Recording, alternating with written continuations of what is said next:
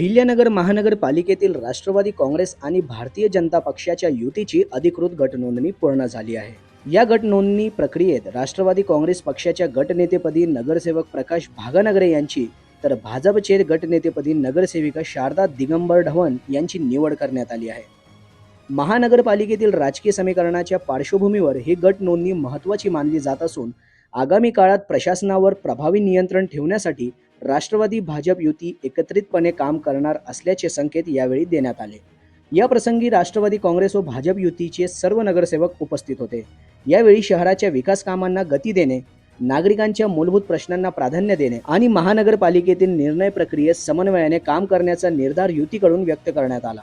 दरम्यान या गट नोंदणीमुळे अहिल्यानगर महानगरपालिकेतील राजकारणाला नवे वळण मिळाले असून आगामी सभांमध्ये युतीची भूमिका निर्णायक ठरण्याची शक्यता व्यक्त केली जात आहे। प्रतिनिधी मोहसिन शेख, न्यूज टुडे 24, अहिल्यानगर।